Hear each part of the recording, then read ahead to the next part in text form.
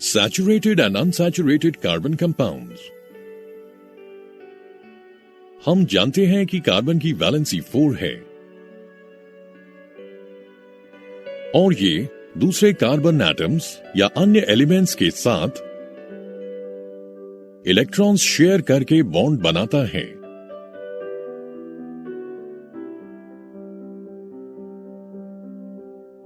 Carbon दूसरे carbon atoms के साथ एक या दो या तीन पेयर ऑफ इलेक्ट्रॉन्स को शेयर कर सकता है। वे कंपाउंड्स जिनमें कार्बन एटम दूसरे कार्बन एटम के साथ एक इलेक्ट्रॉन पेयर शेयर करके सिंगल बॉन्ड बनाता है, सैचुरेटेड कंपाउंड्स कहलाते हैं।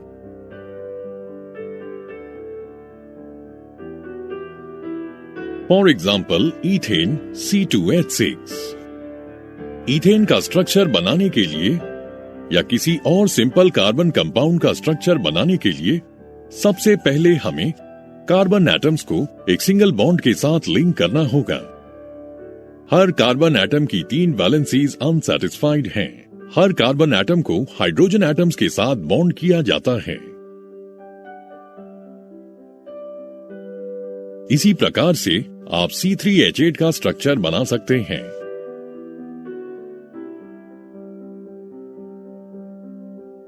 हाइड्रोजन और कार्बन के ऐसे कंपाउंड्स नॉर्मली बहुत रिएक्टिव नहीं होते और इन्हें सैचुरेटेड कंपाउंड्स कहते हैं। वे कंपाउंड्स जिनमें कार्बन एटम्स के बीच में 2 या 3 covalent bonds at least 1 pair of carbon atom के बीच में मौजूद हों, अनसैचुरेटेड कंपाउंड्स कहलाते हैं। फॉर एग्जाम्पल ईथीन CH2H4 का स्ट्रक्चर बनाने के लिए हम पहले कार्बन एटम्स को सिंगल बॉन्ड के साथ लिंक करते हैं। हर एक कार्बन की 3 वैलेंसीज अनसैटिस्फाइड हैं। हर एक कार्बन एटम को 2 हाइड्रोजन एटम्स मिलते हैं। अभी भी 1 वैलेंसी पर कार्बन एटम अनसैटिस्फाइड है। ये तभी सैटिस्फाई हो सकती हैं अगर दोनों कार्बन एटम्स के बीच में डबल बॉन्ड हो। इस प्रकार से C2H2 इथाइन का स्ट्रक्चर बनाने के लिए हम सबसे पहले दोनों कार्बन एटम्स को सिंगल बॉन्ड के साथ ज्वाइन करते हैं।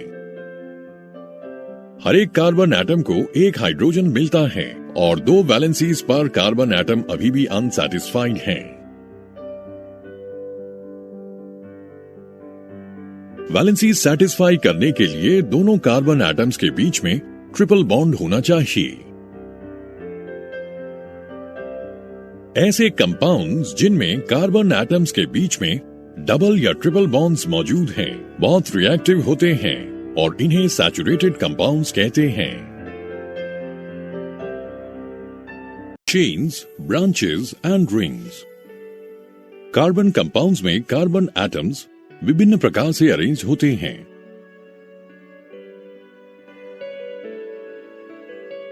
कार्बन एटम्स अरेंज होते हैं स्ट्रेट चेन्स में, ब्रांचेस में और रिंग्स में। फॉर एग्जाम्पल N पेंटेन में कार्बन एटम्स स्ट्रेट चेन्स में अरेंज हैं।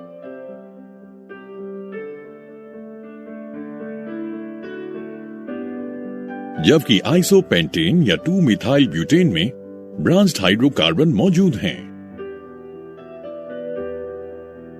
स्ट्रेट और ब्रांच्ड कार्बन चेन्स के अलावा कुछ कंपाउंड्स में कार्बन एटम्स रिंग की फॉर्म में भी अरेंज्ड होते हैं, जैसे कि साइक्लोहेक्सेन C6H12,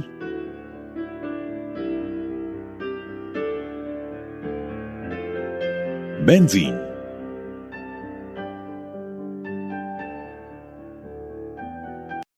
फंक्शनल ग्रुप्स। हम जानते हैं कि वे कार्बन कंपाउंड्स जिनमें सिर्फ कार्बन और हाइड्रोजन मौजूद होते हैं हाइड्रोकार्बन्स कहलाते हैं।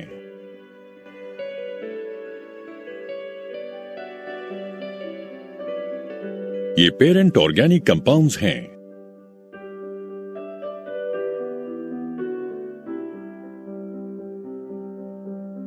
बाकी सभी ऑर्गेनिक कंपाउंड्स इन हाइड्रोकार्बन से डिराइव्ड हैं। ये हाइड्रोकार्बन्स में से एक या एक से अधिक हाइड्रोजन एटम्स को दूसरे रिएक्टिव एटम्स या ग्रुप ऑफ एटम्स को रिप्लेस करके बनते हैं। ऐसे एटम्स या group of atoms functional groups कहलाते हैं। फंक्शनल ग्रुप्स किसी भी मॉलिक्यूल की फिजिकल और केमिकल प्रॉपर्टीज को निर्धारित करते हैं।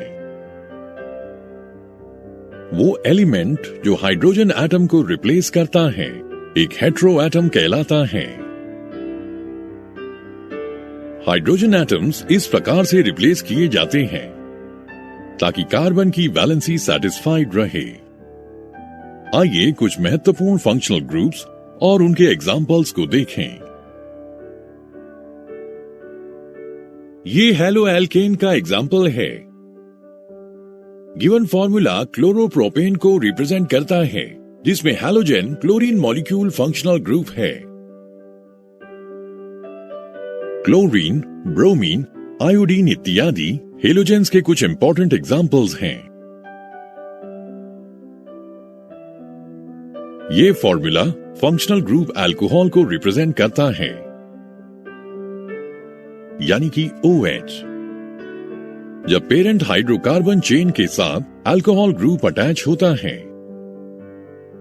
तब हम इसे एल्केनॉल कहते हैं। ये प्रोपेनॉल का एग्जाम्पल है। ये एल्डिहाइड ग्रुप का एग्जाम्पल है। CHO फंक्शनल ग्रुप का एडिशन पेरेंट हाइड्रोकार्बन में एल्डिहाइड बनाता है। यहां पर ब्यूटेनॉल दिखाया गया है, जिसमें टर्मिनल कार्बन एटम हाइड्रोजन और एक ऑक्सीजन एटम के साथ अटैच्ड है। कीटोन एक और महत्वपूर्ण फंक्शनल ग्रुप है जिसे इस प्रकार से रिप्रेजेंट करते हैं। यहां पर ब्यूटेनोन कीटोन्स के एग्जाम्पल के रूप में दिखाया गया है। कार्बोक्सिलिक एसिड COOH एक और महत्वपूर्ण फंक्शनल ग्रुप है।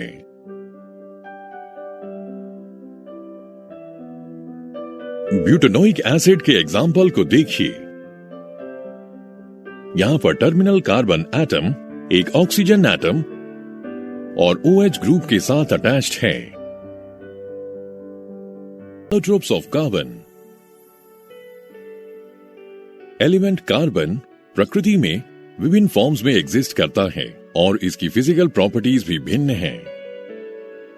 इन फॉर्म्स को कार्बन के एलोट्रोप्स कहते हैं।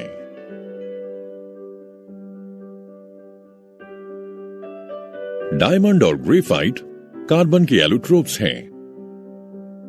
दोनों कार्बन एटम से बने हैं, लेकिन दोनों में कार्बन एटम्स आपस में विभिन्न प्रकार से बॉन्डेड हैं।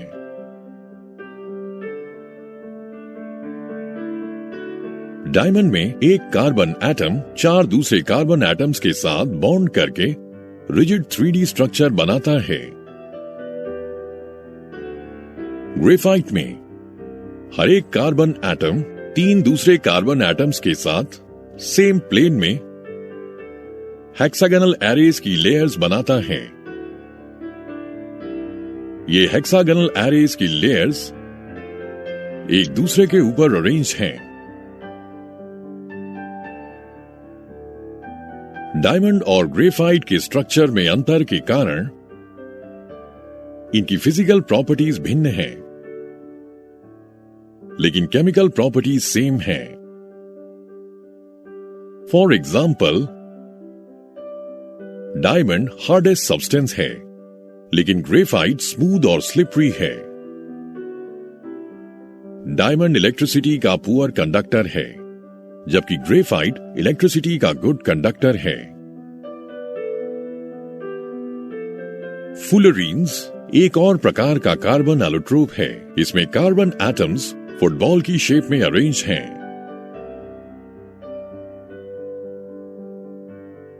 Nomenclature of organic compounds. इस मॉड्यूल में हम ऑर्गेनिक कंपाउंड का नोमेनक्लेचर समझेंगे।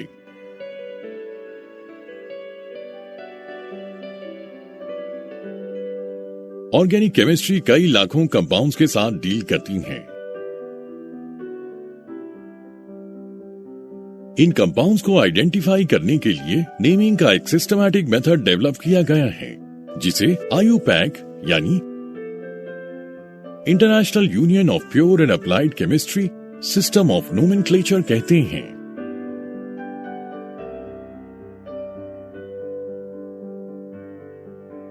इस सिस्टमैटिक नोमेनक्लेचर में नाम कंपाउंड के स्ट्रक्चर के साथ को रिलेटेड हैं, ताकि पढ़ने वाला या सुनने वाला नामों से कंपाउंड के स्ट्रक्चर का अंदाजा लगा सके।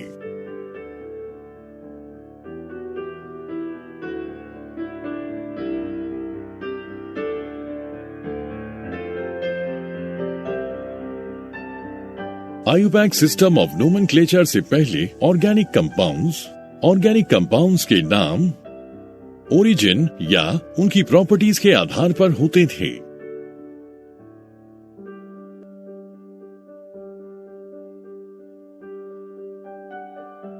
उदाहरण के लिए सिट्रिक एसिड को ये नाम दिया गया क्योंकि ये एसिड सिट्रस फ्रूट्स में पाया जाता था, और रेड एंट्स में पाए जाने वाले एसिड को नाम दिया गया फॉर्मिक एसिड क्योंकि लैटिन में एंट को फॉर्मिका कहते हैं। ये नाम ट्रेडिशनल थे और इन्हें ट्रिवियल या कॉमन नेम्स कहते हैं।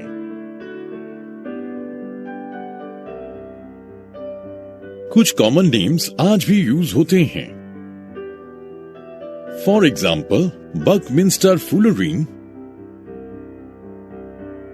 C60 कार्बन क्लस्टर को दिया गया नाम है क्योंकि इसका स्ट्रक्चर आर्किटेक्ट R. बकमिंस्टर के द्वारा बनाए गए फेमस जियोडेसिक डोम से मिलता था। Architect R. बकमिंस्टर फुलर के द्वारा बनाए गए मशहूर स्ट्रक्चर्स जियोडेसिक डोम से मिलता था।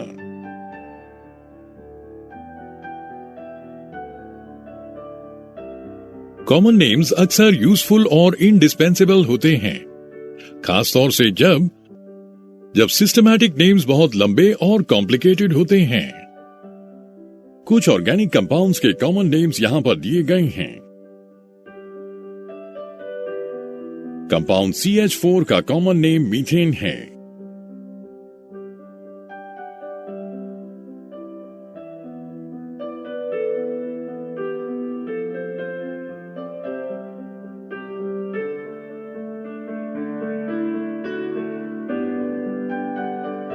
C4H10 का कॉमन नेम N-ब्यूटेन एंड सो ऑन।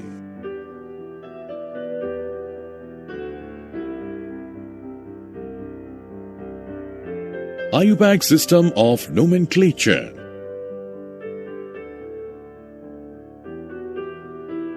नोमेनक्लेचर के IUPAC सिस्टम में ऑर्गेनिक कंपाउंड्स का सिस्टमैटिक नाम जनरली पेरेंट हाइड्रोकार्बन और उस पर अटैच फंक्शनल ग्रुप को आइडेंटिफाई करके डिराइव किया जाता है।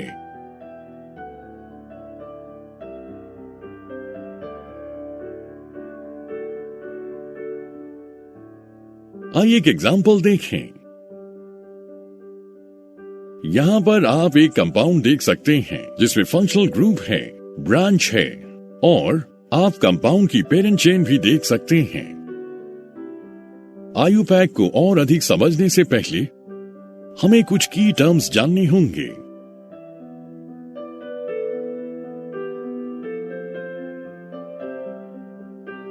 वे कंपाउंड्स जिनमें सिर्फ कार्बन और हाइड्रोजन मौजूद होते हैं हाइड्रोकार्बन्स कहलाते हैं। एक हाइड्रोकार्बन सैचुरेटेड तब कहलाता है जब उसमें सिर्फ कार्बन कार्बन सिंगल बॉन्ड्स मौजूद हों।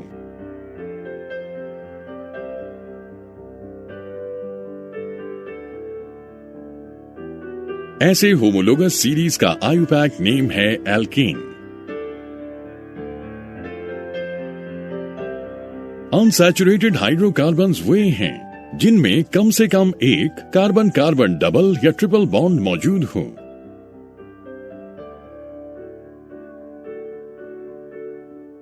ऐसे कंपाउंड्स के होमोलोगस सीरीज का IUPAC नाम है एल्कीन और एल्काइन रिस्पेक्टिवली।